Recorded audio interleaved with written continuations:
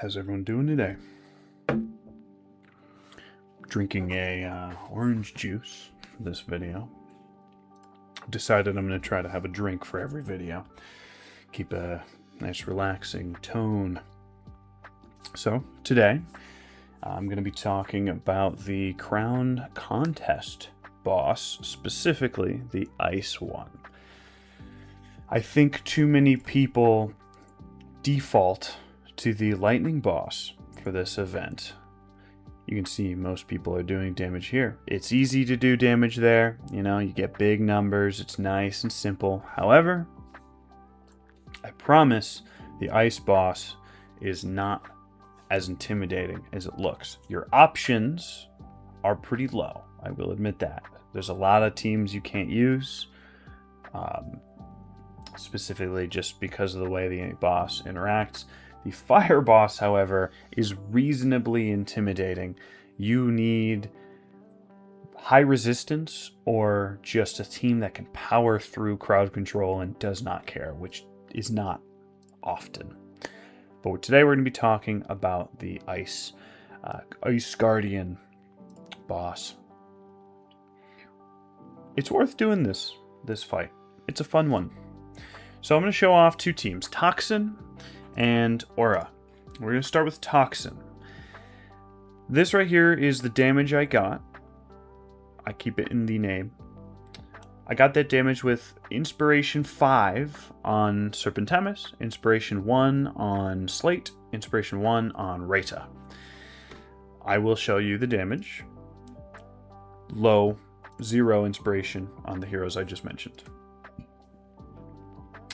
So, before we get into that, let me go over the boss. The boss has a passive. The passive is arguably one of the most important things you need to pay attention to for this boss because it's very unique and can be very frustrating. Firstly, it's immune to control effect. That's not new. All bosses are. When an enemy on the battlefield dies, they gain a permanent 5% defense up and 5% attack up buffs. They stack.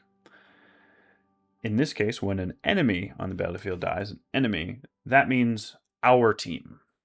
It's a little poorly worded, but enemy of the boss is us. So, that already rules out summon. You're going to have max stacks, which I think are 50 or 100, I'm not sure, one of those. You're going to have max stacks within just a minute of fighting because of the way summons summon so many characters. First attack. Attacks enemies in the front row and around them, which tends to just mean that it attacks everyone because front row is not just the front row. It's a little annoying. I'll get into that in a second.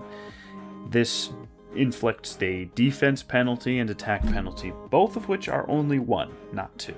So leaving this up if you can't cleanse it isn't the end of the world. It will reduce your damage and increase your probability of dying, but not by too much. This attack deals cold damage to the enemy with the highest current defense and surrounding enemies. And then they gain a defense up, and they dispel 5 negative effects from themselves. This one is easy to work around, and I'll talk about that for the teams when we get there.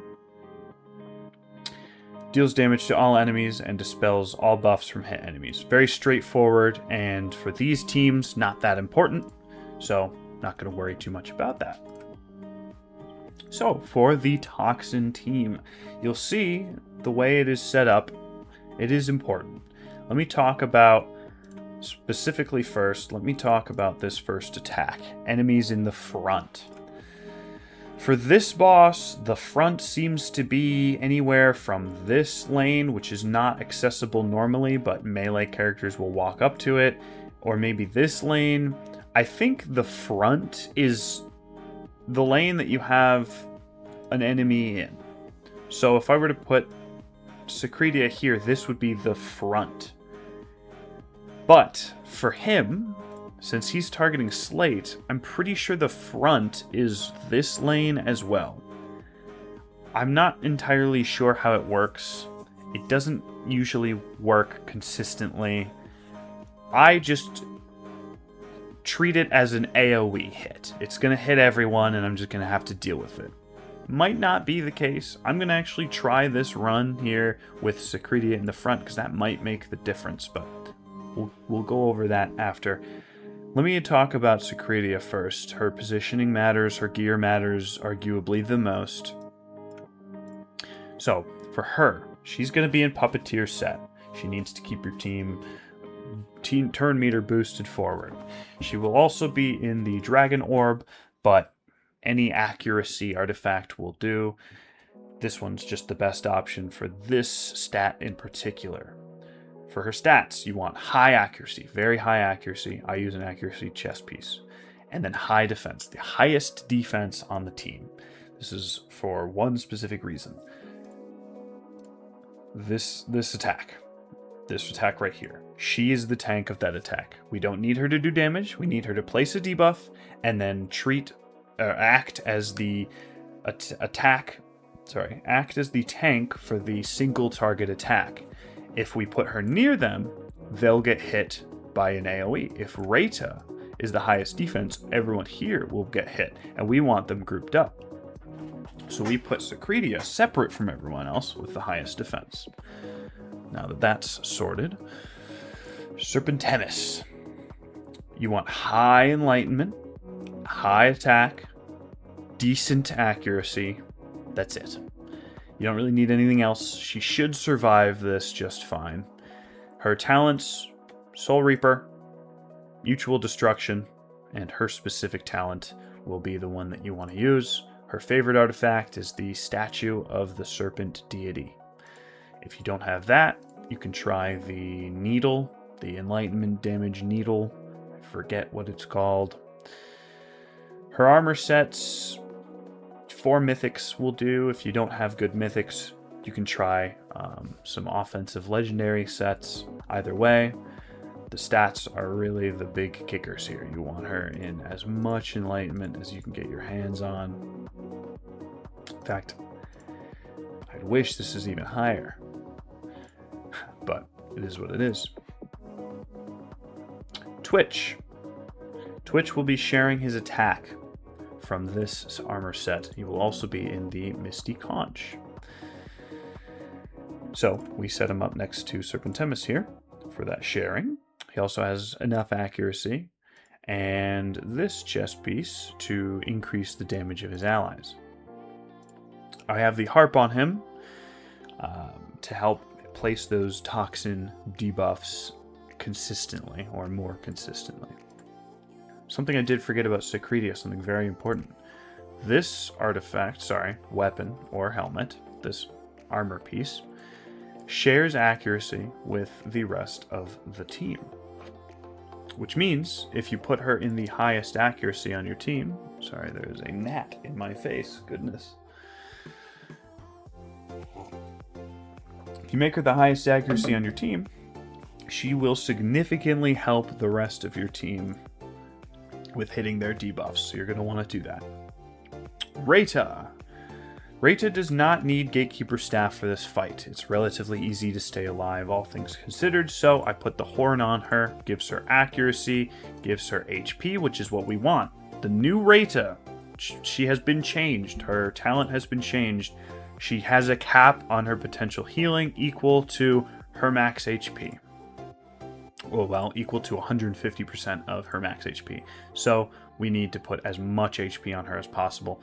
I don't have the stats to get crit rate on her. I presume in the late game we're going to want crit rate, HP, and some accuracy. But for now, HP and accuracy does the trick. We put her in this armor set to help make surviving easier.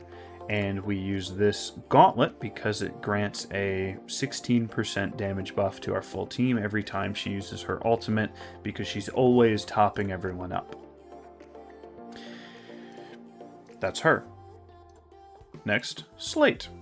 I have him in his artifact. If you do not have his artifact, you can use the chest of radiance or something, the yellow gold chest box. That will buff your team a little bit. He's in this armor set, the Whirling Doom set. Each time a wearer inflicts a debuff, the target takes 5% increased damage for 10 seconds, up to 2 stacks. Just a damage boost. Same with the derivative damage gloves here. I have him in this set just to make him generally more bulky. No real reason. He doesn't need accuracy when he's fully talented. He ignores resistance when his talents are full. But if you do not have this talent, you're going to want him with a little more accuracy than this. That is all the heroes. Let me show you the timing. This is the timing I have. I'll tell you why this timing isn't as specifically important as I initially thought when making this timing, but this timing does work. So,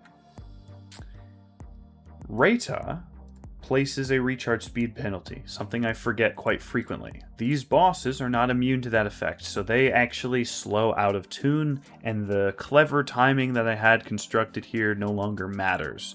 Originally, I had it set up so that Reta will clear the boss of their defense up move, but now it just is on auto. Let's run the challenge to see if this new placement for Secretia works like I want it to. I don't think it does, no. So you saw right there I was talking about the front, and it hit everyone. And I know it hits the front and those around them, but we want these all surrounded. And Reta can cleanse the debuffs, so it's not that big of a deal. It's very annoying, frankly. But this is why I had her in the corner. It splits the damage attention up. It means Reta's getting targeted by these two, or I think Slate is getting targeted by him. Reta's getting targeted technically by him. Batwing, I should probably put it here, it's a more accurate, yeah. So it splits their attention up to 3 different targets, which makes them a bit easier to survive. If we had her here, she'd be the main target of 2 of the 3. So it's important positioning. So here's the auto run. I'm not going to show you the full run. It's just not important. You saw how it worked. They survive. As long as they survive, then we know it's all good. 1.3 billion damage for this team is crazy. This is no inspiration. I got 1.9 billion for maxed inspiration on her, inspiration 1 on these two. But at 0 inspiration on the exclusives, we got 1.3 billion, which is really good. I promise these inspirations do not impact this at all. They are supportive characters. This will, I believe, increases accuracy. It increases their defensive stats. So generally speaking, you can expect a different outcome, but it won't be that big. You might lose 100 million at most, maybe. I'm not removing them because I think people have some inspirations, and I'm very confident that for this specific team situation, these inspirations are not that important. So I'm going to leave them at that. Next up is Aura. I have 2 Aura teams, one with Reyna and one without. The one without does more damage than the one with. Reyna is largely overvalued. If you do not own Reyna, do not feel bad. She has her place. She will be useful in certain game modes, but I promise Radiant damage class is filled to the brim with really strong supports. They have the best supports in the entire game across the board. Healing, cleanses, shields, all above everyone else. It's a little annoying for team building. It just means Reyna is not as valuable as we originally thought. I'm glad I have her, but she's not necessary. And you can even see here, the team without her is better. You might be seeing Amon Lydia and thinking that's not any better. That's another hero I don't have because no one's wanted to pull her because she's just not good. I promise you can use any hero, any legendary hero in this place with enough stats to keep themselves alive. I promise. She's not that important. Amon Lydia's role here is to be the defense tank for that single target attack and the puppeteer set so that she can boost our team ahead. And I just figured use her because she's Aura. Some of you might be looking at this team and thinking, where's Linkos? An Aura team without Linkos? What are we doing here? This passive. Linkos' little fairy support that he spawns with his ultimate. When it goes away, that counts as dying, and this passive stacks. No, it's not a bug. Yes, it is intentionally designed that way. Do I think it's silly? Yeah, I really do. But, thankfully, Shala, the cat, comes in and replaces him in place for him and does a pretty good job. The team is strong. It functions exactly how we want it to, with or without Linkos. Well, specifically without Linkos, he's not going to work here. It very quickly stacks up their damage buff. We'll start. I talked about Emma and Lydia. She doesn't even have talents. She's really not important. Any defensive character will do, I promise. Diantha is the defense down setter. She uses the Witch's Remains. She also shares her attack, although this is an HP gauntlet. I only have such kind of gear. And she places this debuff along with the defense down so that the boss takes more damage. Use the Bardic Inspiration helmet or weapon with her. It is arguably mandatory. It means that her debuffs are more likely to land, which is really important, as she is not the best Witch's Remains user in the world. She's just the best Aura has. Other than that, her stats don't matter much. Keeping her attack high, but not higher than Telethia, is the goal. Also, high accuracy. Get those things done, and you're good.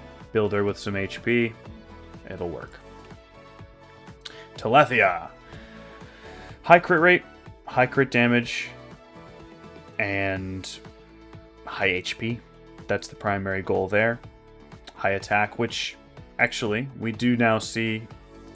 It looks like Diantha's probably going to have a little too much attack here. I'm actually going to remove these inspirations simply because of that. There we go. That's much better, much better. After the attack gets shared, Telethia should have the highest attack, and Shala should be sharing her passive with Telethia in response. But yeah, high crit rate, high crit damage, high HP. Those are your goals. Nothing else really matters. You can use this Golden Alarm artifact. It's the best one Telethia has until she gets her exclusive artifact, which who knows when that'll be. Shala, you want as much attack on her as possible. Unfortunately, I don't have this chest piece in attack, otherwise I'd have it on her. Other than attack, she requires no other stats. That's the only stat she cares about, just high attack. All she's doing is sharing attack with Telethia, and her passive helps build up crit damage as well for her and Telethia, but she's not doing damage here. She's filling in for Linkos and doing a subpar job, but it's the best we got. Annaliese, she can take advantage of both these two competing armor sets on our supports. She will use them both. She heals and she shields, so that's why they're there. This one gives a 16% damage boost if the HP is full when healing, so probably 8% most of the time. And then this one's 12% when shields are up. She wears the horn for increased damage when healing. That's her job. Build her with high HP, mid defense, not more defense than your frontline tank or support. If it's a ranged support, you put them in the corner. If it's a melee support, you put them here because they will run up to here and they will not be near any other allies. I believe that is all of Aura. Let me show you the skill timings. These ones matter far greater than Toxin did. Oh, this stupid gnat. Goodness. These matter the most. Starting with Telethia at 15 seconds, and everyone else that you see here, it is incredibly important. It is timed so that Annaliese will remove the boss's defense up buff that they put on themselves, ensuring that you can deal enough damage per rotation. Pretty straightforward. Other than that, gonna give it a damage simulation, see what we can manage here.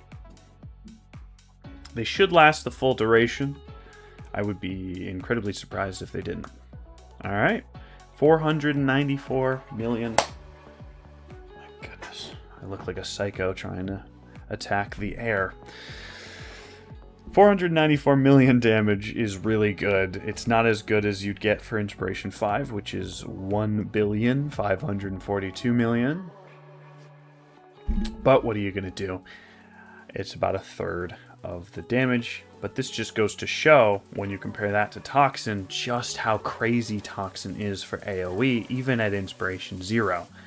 Inspiration 0 Aura is pretty good, but it is not as insane, or not as strong, insane, as Toxin.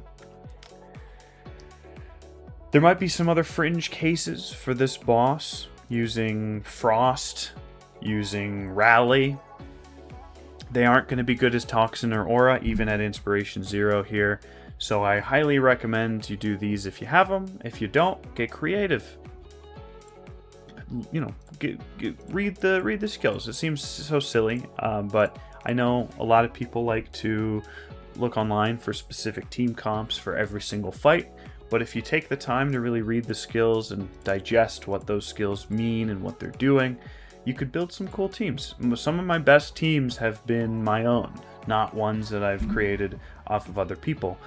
More of my best teams have been created off of other people, I'll admit. But for stuff like this, not a lot of people cover this content on a regular basis.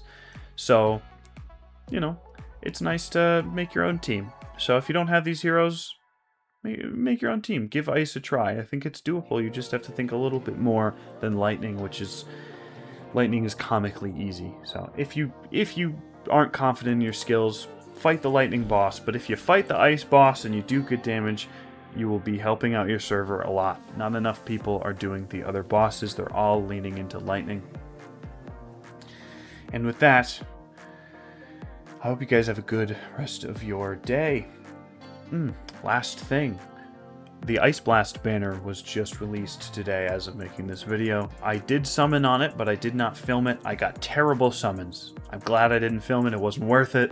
It was pointless. I didn't get anything good, nothing new, other than the 300 picker, which I picked the new hero. But I hope you guys have better luck with your summons if you're pulling for Ice Blast. If not, enjoy saving up your dice. You know, stay strong. Don't pull if you weren't going to pull in the first place. I don't think Ice Blast is that worth it, but I'm looking to build them because I think they look pretty cool. And with that, I hope you all have a good rest of your day. Enjoy the game, and enjoy a nice cup of orange juice. It's good for you.